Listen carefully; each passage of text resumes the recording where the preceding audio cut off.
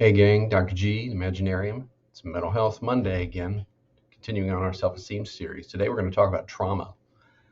And we're going to talk about the way that traumas, the stories that we tell about them to ourselves and to others, and how that can actually affect your mental health.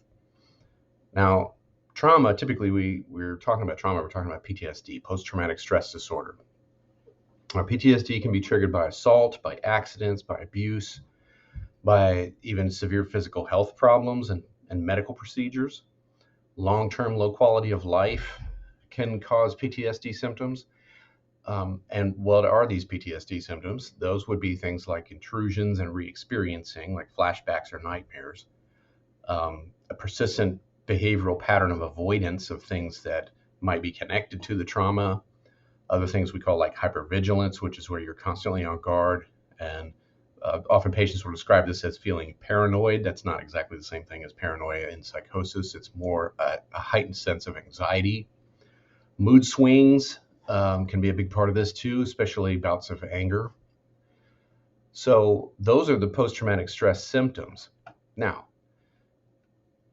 how do we process these? What kinds of things lead to PTSD symptoms? How do we get out of that pattern of behavior? One of the key things that the study I'm going to talk about today dives into is something called event centrality. Okay, so the study that I'm going to quote for you, that's going to be in the description below as well, is one by Maria Pacella La Barbera et al. In 2020 in the journal General Hospital Psychiatry. And one of the things that this study was looking at is something called event centrality in relation to post-traumatic stress symptoms. Now, what is event centrality, you may ask? Event centrality is the degree to which a traumatic event is seen as central to a person's identity. That is, if they see it as a turning point in their life, a reference point for everyday, otherwise events that are happening much, much later, perhaps. And the idea being that event centrality is a marker towards developing worsening PTSD symptoms. Now, you may not know that, but that is part of the ongoing literature. And this has been observed in studies involving largely college students for the most part. Those that report having major traumas, if they incorporate those traumas as a part of who they are in the manner described, then they tend to have higher levels of PTSD symptoms. So what these investigators wanted to know was, does that finding generalize to a wider population? Does it go beyond just college student studies? And so in order to test that, they had emergency department patients who came in for acute injuries of varying levels of severity. Most of them were relatively minor, but some less so.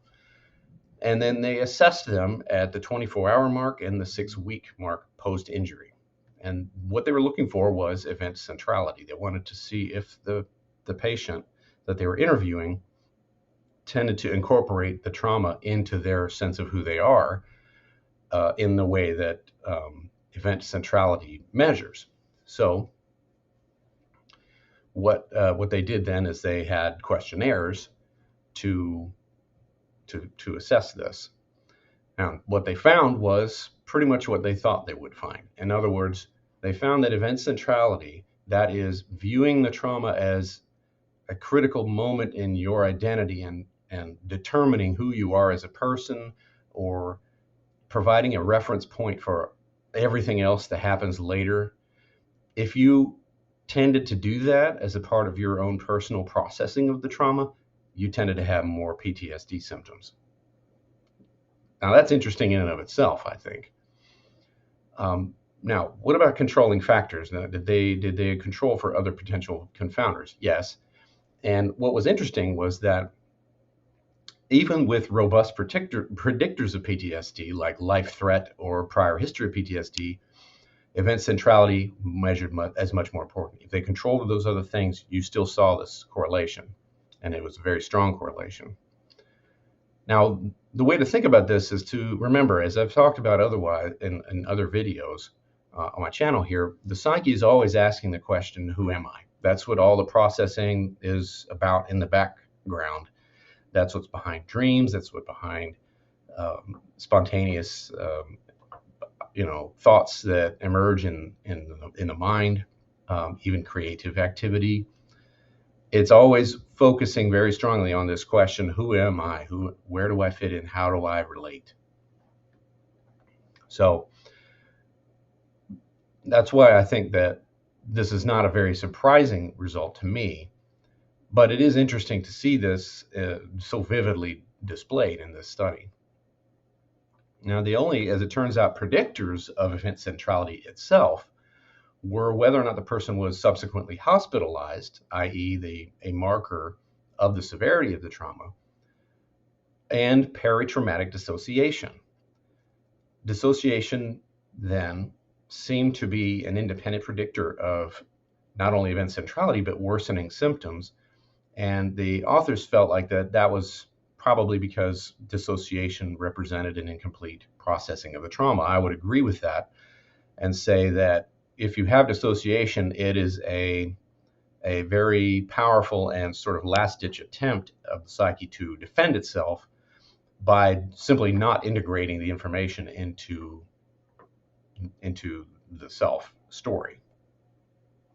And then, interestingly enough, though, it had this paradoxical effect of actually making it worse with this event centrality business.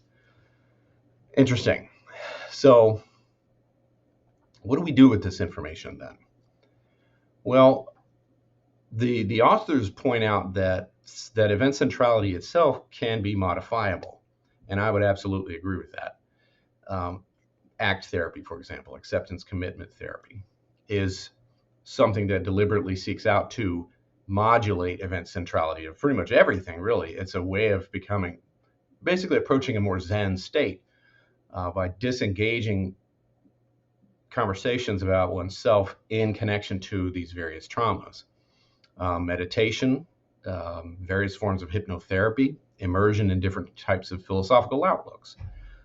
There's many wisdom traditions that advise against defining oneself in this manner, and this may be one of the reasons why those messages have survived over the years, because people have independently discovered the fact that if you are able to disconnect yourself from this event centrality business, then you are more likely to be able to process new incoming information in a sense that doesn't cause PTSD symptoms.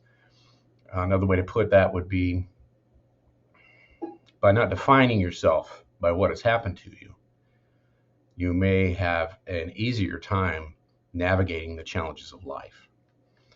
So, but my question really is, what do you think this study means? I think that it means that you are not your trauma, that if you do, intentionally or not, incorporate the trauma into your sense of who you are and what you are as a person, then that leads to problems. It leads to challenges that manifest in these PTSD symptoms. The authors also noted that if not only can you down-modulate event centrality, can you avoid it, but you can increase it too. And the way they did that was they found that when people were writing a story that seeked to impress how significant and severe a trauma was, that subsequently resulted in higher event centrality in those individuals. So what I take away from that is that we have to be careful about the stories we tell, not only to each other, but to ourselves. So my question then for the day, I guess, for you watching this is, if you experienced a trauma, how do you tell the story? How do you relate it to who you are as a person? I think this very important study and this very important literature in general really stands as a lesson to learn that we should not identify ourselves as our trauma. You're more than that. And this evidence here, I think, is pretty good indication that it's got some good, strong backing behind that. So that's what I have for you today. Don't forget to like and subscribe. Go to ericgoodwyn.com, get some free exclusive content there. You can check out the cover and book trailer for my new books coming out. That's available for website subscribers. And like I've said in other videos, pretty soon you'll be able to hear more about the upcoming fantasy novel that I'll be publishing as well. So until then, see you next Mental Health Monday.